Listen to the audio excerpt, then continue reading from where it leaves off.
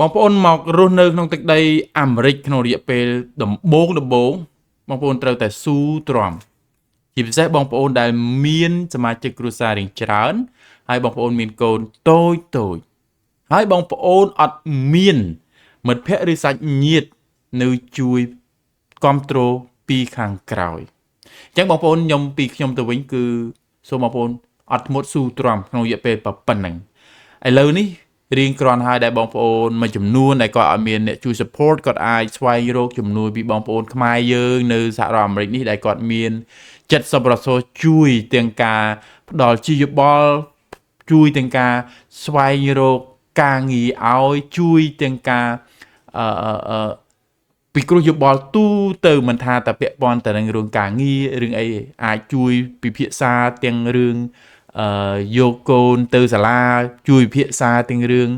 ការរៀនយកបានបើកបរអីជាដើមណាបងប្អូននេះខ្ញុំលើកមួយចំនួនទ្រុសតែបងប្អូននឹងអាចប្រឈមនឹងរឿងផ្សេងទៀតជួនកាលបងប្អូនមកធ្វើការជាមួយនឹងអ្នកដែលគាត់បានន័យថាចង់និយាយថាមិនសូវជាចុះសម្រុងជាមួយគាត់ជាមួយនឹងទៅកែអីជាដើមជាឧទាហរណ៍ដែរ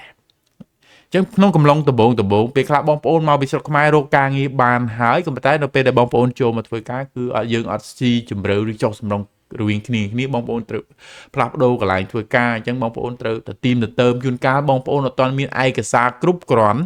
មក green card អត់ទាន់បានមកដល់ជួនកាល green card មិនទាន់មកដល់ហើយបងប្អូនទៅស្នើសុំ bank account បងទៅបើកលេខទូរស័ព្ទគឺគេតម្រូវឲ្យបងប្អូនមានអាស័យដ្ឋានបច្ចុប្បន្នដែលជាមានឈ្មោះបងប្អូននៅលើនឹងអញ្ចឹងពេលខ្លះមានផលវិបាកអញ្ចឹងពេលខ្លះបងប្អូនឈឺក្បាលមែនទេឈឺក្បាលខ្ញុំឆ្លងកាត់រួចហើយបងប្អូនមកមួយរយៈក្រោយនេះក៏បានឆ្លងកាត់ហើយមានបងប្អូនខ្លះទៅគឺខ្ញុំបានធ្វើជួយគាត់បានជោគជ័យមានបងប្អូនខ្លះក៏ធ្វើទៅអត់ទាន់បានជោគជ័យវាអាចថាខុសធនាគារនេះខ្ញុំនិយាយឧទាហរណ៍ទៅនៅខាងបើកកងធនាគារឬក៏ទៅរៀនយកបានបបចោះអាចខុសតំបន់គ្នាច្បាប់អាចខុសគ្នាតិចតួចអញ្ចឹងណាបងប្អូនដូចជាស្ដែងបងប្អូនគាត់ទៅនៅរដ្ឋផ្សេងគាត់ទៅជែកជាមួយខ្ញុំផ្ដល់ជាយោបល់ទៅដល់ពេលដែលគាត់ទៅធ្វើវាមានផលលំបាកក្នុងការធ្វើដល់ពេលដែលខ្ញុំមកខាងខ្ញុំអាចធ្វើបានអញ្ចឹងណាហើយវាអាចថាខុសធនាគារឬខុសអីយ៉ាងជាដើមអញ្ចឹងបញ្ជាក់ម្ដងទៀតមកនៅអាមេរិកដំបូងបងប្អូនត្រូវស៊ូអត់ធ្មត់ទ្រាំខំថ្មិញបន្តិចដើម្បីអីដើម្បីសេចក្តីប្រាថ្នាបងប្អូនខ្លួនឯងទេពីព្រោះខ្ញុំជឿថាបងប្អូននៅពេលដែលមកពីស្រុកខ្មែរបងប្អូនរំពឹងខ្ពស់ណាស់ថាមកនៅអាមេរិកនឹងបានជីវិតឬក៏គ្រួសារឬជាពិសេសកូនបងប្អូននឹងមានជីវភាពឬក៏អនាគតភ្លឺស្វាងជាងយើងជីវិតរបស់យើងសពថ្ងៃនៅក្នុងអាស័យដ្ឋានឬកន្លែងដែលយើងរស់នៅចង់និយាយថានៅស្រុកខ្មែរអានេះអ្វីដែលបងប្អូនរំពឹងវាជាមូលហេតុដែលបងប្អូនសម្រេចចិត្តចាក់ចេញពីស្រុកខ្មែរមកនៅអាមេរិកអញ្ចឹងនៅពេលដែលបងប្អូនមកដល់អាមេរិកខ្ញុំបញ្ជាក់ម្ដងទៀតគឺរយៈពេលដំបូងខែដំបូងរហូតអាចពន្យារហូតដល់1ឆ្នាំខ្ញុំនិយាយថា1ឆ្នាំចុះក្រោមបងប្អូនត្រូវទៅស៊ូបើសិនជាបងប្អូនជួបផលវិបាកមិនថារឿងឯកសារមិនថារឿងរកការងារមិនថារឿងការជួយជ្រោមជ្រែងពីសំណាក់អ្នកស្គាល់ឬក៏សាច់ញាតិបើបងប្អូនអត់មានក៏បងប្អូនត្រូវតែស៊ូដែរបងប្អូនត្រូវធ្វើខ្លួនឯងបើសិនជាបងប្អូនមិនទាន់មានបងប្អូនស្វែងរកអ្នកដែលជួយបងប្អូនបានហើយបងប្អូននៅពេលដែលគេជួយបងប្អូនកុំរំពឹងពីគេខ្លាំងណាជួនកាលគេជួយក៏គេមានលីមីតដែរបងប្អូនអញ្ចឹងពីខ្ញុំទៅវិញម្ដងទៀតគឺបងប្អូនត្រូវស៊ូណាបងប្អូនស៊ូទាំងអស់គ្នាខ្ញុំខ្លួនឯងខ្ញុំក៏ធ្លាប់មានបបិសោតអញ្ចឹងដែរគាត់ថាខ្ញុំលំបាកប៉ុណ្ណាស្រួលប៉ុណ្ណាខ្ញុំអាចនិយាយបានទេព្រោះកាលណាខ្ញុំនិយាយទៅអាចប៉ះពាល់អញ្ចឹងគ្រាន់តែបញ្ជាក់ប្រាប់បងប្អូនថាបងប្អូនត្រូវស៊ូទ្រាំណាស៊ូទ្រាំខ្ញុំនៅទីនេះខ្ញុំបើកចិត្តសម្រាប់បងប្អូនអ្នកដែលមកដំបូងមិនថាអ្នកជាប់ឆ្នោតឬក៏អ្នកមិនជាប់ឆ្នោតអ្នកនៅក្នុង group Telegram របស់ខ្ញុំឬក៏អ្នកនៅក្នុង group ណាទេខ្ញុំអាចជួយបងប្អូនប៉ុណ្ណាខ្ញុំនឹងជួយទៅតាមតលទ្ធភាពខ្ញុំមានណាបងប្អូនហើយខ្ញុំជឿថានៅបច្ចុប្បន្ននេះអ្នកដែលជួយបងប្អូនជាពិសេសអ្នកជាប់ឆ្នោតមិនមានតែខ្ញុំទេ ខ្ញុំជឿដូច I know I share ក៏គាត់ជួយបងប្អូនដែរខ្ញុំនឹងពួកគាត់បានប្រកាសជាសាធារណៈនឹងជួយបងប្អូនហើយមានបងប្អូនខ្លះក៏ខ្ញុំទទួលដំណឹងថា I know I share ក៏គាត់ជួយដែរយើងអ្នកណាដែលជួយយើងលើកទឹកចិត្តយើងអរគុណពួកគាត់ណាសម្រាប់ខ្ញុំមិនជាបញ្ហាបងប្អូនអរគុណមិនអរគុណមិនជាបញ្ហាតែបងប្អូនដែលខ្ញុំបានជួយគាត់អរគុណរួចហើយអញ្ចឹងណាហើយអ្វីដែលខ្ញុំចង់បានពីពួកគាត់គឺយើងមកនៅទីនេះយើងជួយគ្នាទៅវិញទៅមកខ្ញុំជួយគាត់ជួយអ្នកក្រោយដែលគាត់ជួយនេះជួយអ្នកក្រោយតទៀតខ្មែរជួយខ្មែរគ្នាឯងណាបងប្អូនជាជាងអ្វីដែលខ្មែរយើងខ្ញុំមកនៅនេះខ្ញុំអាចឃើញណាខ្មែរយើងមួយចំនួនអត់ចេះជួយគ្នាទេនៅស្រុកខ្មែរជន់ជើងគ្នាហើយមកស្រុកអាមេរិកក៏មានខ្មែរយើងមួយចំនួនក៏ជួយតែមួយខ្មែរយើងមួយចំនួនក៏នៅតែជន់ជើងបែងជើងផ្ទាត់គ្នាទៅវិញទៅមកមិនឲ្យបានឡើងខ្ពស់ជាងខ្លួនទេខ្ញុំនិយាយដោយមួយចំនួនណាបងប្អូនមានខ្លួនក៏យកមានបងប្អូនមិនមានខ្លួនបងប្អូនតត់ចោលអ្វីដែលខ្ញុំនិយាយគោលបំណងនេះគឺបើសិនជាបងប្អូនមកជួបប៉ះខ្មែរដែលជួយបងប្អូនល្អតែបើបងប្អូនមកជួបខ្មែរដែលគាត់មិនជួយហើយចាំផ្ទាត់ចាំក្តិចចាំធាក់បងប្អូនពីក្រោយបងប្អូនកុំចុះចាញ់បងប្អូនស៊ូទ្រាំបងប្អូនព្យាយាមរកអ្នកដែលជួយអាចមកជួយមករកជំនួយពីខ្ញុំឬ I know I share ខ្ញុំហ៊ាននិយាយ I know I share ដោយសារគាត់ប្រកាសជាសាធារណៈដែរណាហ្នឹងហើយអញ្ចឹងអ្នកដទៃទៀតដែលគេ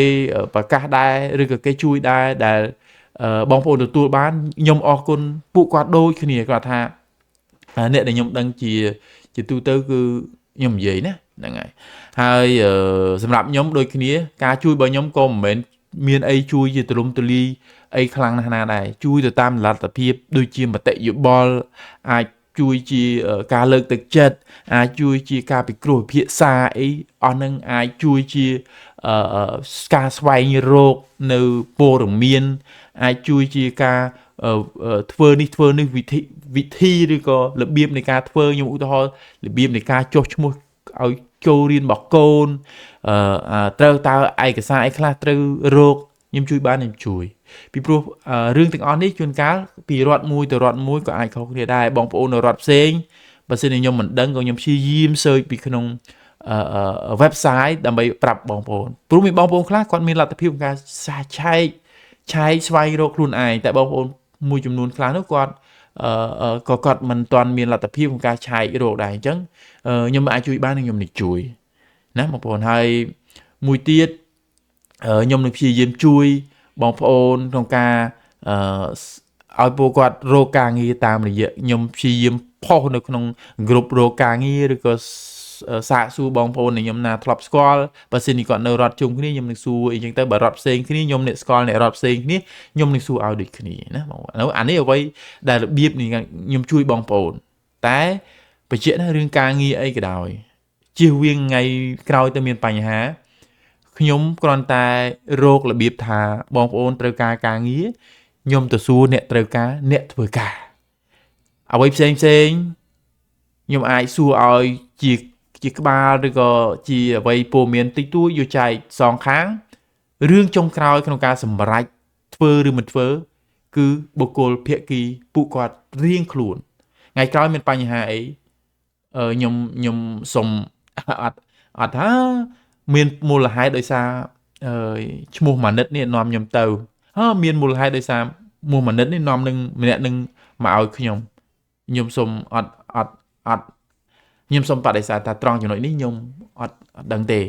ខ្ញុំគ្រាន់តែជាអ្នកនាំពាក្យហើយរឿងសម្រេចចិត្តខ្លួនឯងណាបងប្អូនខ្ញុំសូមបញ្ជាក់ត្រង់នេះពីព្រោះ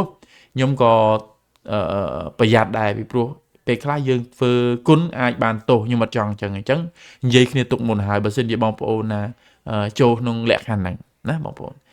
អានេះខ្ញុំគ្រាន់តែឧទាហរណ៍ឬក៏និយាយឲ្យវាបែកបន្តិចតែនៅក្នុងវីដេអូនេះអ្វីដែលខ្ញុំចង់និយាយប្រាប់បងប្អូនគឺក្នុងរយៈពេល1ឆ្នាំដំបូងអាចលើសនឹងអាចតិចជាងនឹងទៅតាមស្ថានភាពគ្រួសារជាក់ស្ដែងរបស់បងប្អូនមុខជាជួបនៅបញ្ហាណាមួយមិនអត់ទេខ្ញុំជឿថាមិនអត់ទេទោះបីបងប្អូនមានបងប្អូនក៏នៅតែអាចជួបបញ្ហាដែរណា អាចបញ្ហាបងប្អូនអត់មានឯកសារអីដែលគេតម្រូវបងប្អូនឈឺក្បាលខ្ញុំឧទាហរណ៍នឹងឧទាហរណ៍តូចៗតែបងប្អូនទោះបញ្ហាតូចធំក៏ដោយបើសិនជាបងប្អូនគិតទៅថ្ងៃមុខដើម្បីអនាគតកូនដើម្បីជីវភាពគ្រួសារបងប្អូនគួរតែស៊ូទ្រាំអត់ធ្មត់ខំស្មៅផុតពីរយៈពេលហ្នឹងបងប្អូននឹងធូរស្បើយធូរស្រាលតែបើសិនជាបងប្អូនមិនអាចស៊ូទ្រាំវាអត់មានអីក្រៅតែពីបងប្អូនវិលត្រឡប់ទៅវិញនៅពេលដែលបងប្អូនវិលត្រឡប់ទៅវិញអ្វីដែលបងប្អូនខាតគឺច្រើនខាតទាំងអ្វីដែលបងប្អូនធ្វើកន្លងមកទាំងលុយកាក់ទាំងពេលវេលាទាំងកម្លាំងកាយកម្លាំងចិត្តជាពិសេសគឺបំណងប្រាថ្នាបងប្អូនដែលសង្ឃឹមកាលពីដំបូងគឺត្រូវបានរលាយនឹងបើសិនជាបងប្អូនប្រចិត្តត្រឡប់ទៅវិញតែបើសិនជាបងប្អូនស៊ូទ្រាំដូចខ្ញុំថាស៊ូទ្រាំខំស្មៅបងប្អូននឹងល្អប្រសើរទោះ10មិនបានទាំង10យ៉ាងហោចក៏បាន8ដែរបើសិនជាបងប្អូនស៊ូទ្រាំតែបើបងប្អូនមិនស៊ូទ្រាំអានឹងវាអត់អាចទេតែបងប្អូនមិនស៊ូទ្រាំបងប្អូនទៅវិញហើយមានបងប្អូនដែលទៅវិញរួចហើយបានខ្ញុំធ្វើវីដេអូនេះដើម្បីលើកទឹកចិត្តឬក៏ផ្ដាំផ្ញើទៅបងប្អូនឲ្យស៊ូទ្រាំទោះមានរឿងអីក៏ដោយខ្ញុំនិយាយតែបងប្អូនស៊ូទ្រាំបានទេណាតែបើស៊ូទ្រាំអត់បានអានឹងធ្វើម៉េចបើយើងស៊ូទ្រាំអត់បានមានបងប្អូនខ្លះក៏ថាស៊ូទ្រាំទៅអីបើនៅអាមេរិកពិបាកអីអញ្ចឹងយើងមកនៅស្រុកយើងវិញមកដូចខ្ញុំថាយើងទៅស្រុកយើងដូចពីមុនអញ្ចឹងសប្បាយដូចមុនរបៀបដូចមុនតែខ្ញុំបញ្ជាក់ម្ដងទៀតថាបើសិនជាយើងអាចទ្រាំបាននៅស្រុកនេះថ្ងៃក្រោយទៅយើងល្អមិនមែនបានន័យថានៅស្រុកអាមេរិកហើយយើងមិនអាចទៅស្រុកខ្មែរវិញបានទេណា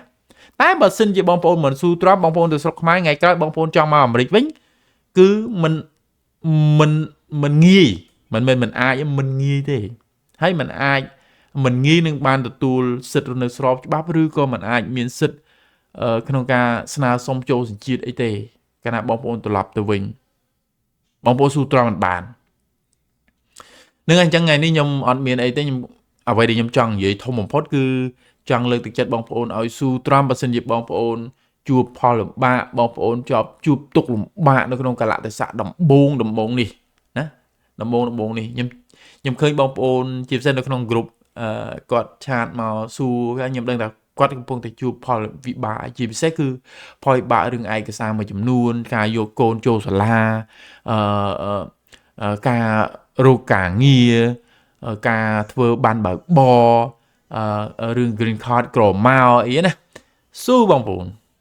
ហ្នឹងហើយអញ្ចឹងខ្ញុំអត់និយាយច្រើនទេប៉ុណ្្នឹងឯងបងប្អូនអរគុណច្រើនស៊ូទាំងអស់គ្នាបងប្អូនថ្ងៃក្រោយជួបគ្នានៅលើទឹកដីអាមេរិកនេះខ្ញុំមានឱកាសខ្ញុំទៅលេងបងប្អូនបើសិនជាបងប្អូនមានឱកាសបងប្អូនមកលេងខ្ញុំវិញអូខេបាយបាយជម្រាបលា